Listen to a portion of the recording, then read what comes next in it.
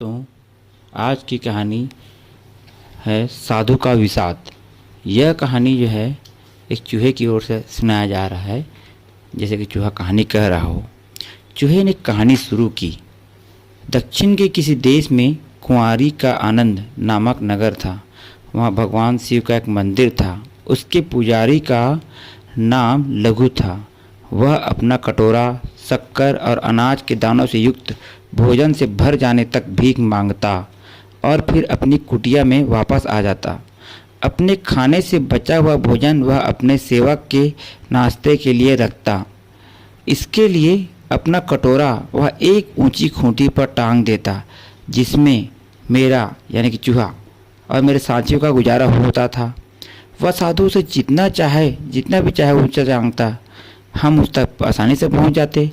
कटोरे का स्थान बदलते बदलते लघु थक चुका था। एक दिन गुरु नामक साधु उसकी कुटिया में आया। लघु ने उसका स्वागत बहुत ही उत्साह से किया। उसने उसे भोजन कराया। रात के समय लघु और गुरु एक ही बिछावन पर सोए और गुरु ने उसे धार्मिक कहानियाँ सुनाने लगा। लेकिन लघु का ध्यान इधर उधर न था कहानी पर, क्योंकि वह एक लंबी सी छड़ी लेकर अपने कटोरे को बार बार ठुक ठुक बजा रहा था।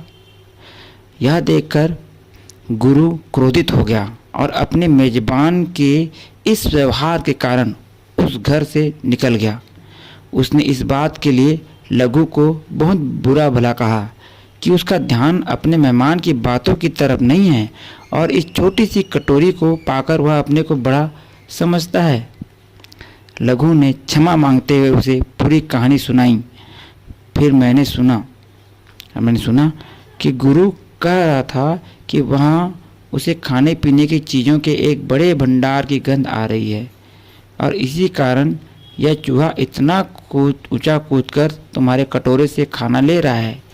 फिर उसने पूछा कि क्या लघु के पास खोदने का कोई और औजार है ताकि इस चूहे के खजाने को पाया जा सके।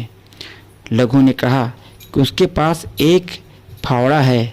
यह सुनकर गुरु ने उसे सलाह दी कि वे दोनों रात भर जागेंगे और मैं डर गया कि वे मेरे किले को पता पालेंगे और अपने साथियों सहित उस रात मैं एक दूसरे ही रास्ते से अपने किले बिल में गया।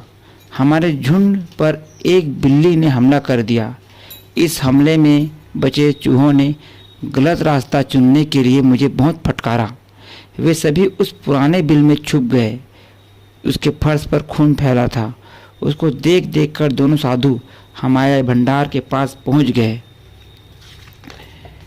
उसने उसे फावड़ा से खोद डाला। यही वह खजाना था जिस पर मैं बहुत दिनों तक जीवित रहा और जिसके गंध के सहारे मैं अपने किले में वापस आ रहा था।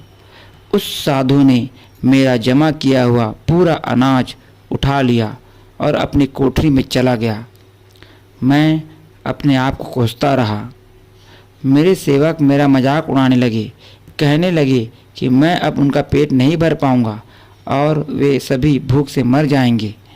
इसके बाद सब ने मुझे छोड़ दिया।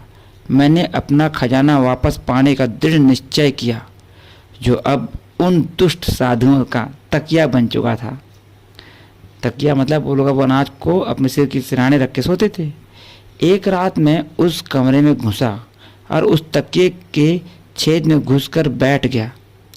उसी समय वह साधु उठा और उसने एक मोटे डंडे से मेरे सिर पर वार किया, लेकिन मैं निश्चित मृत्यु से बच निकला।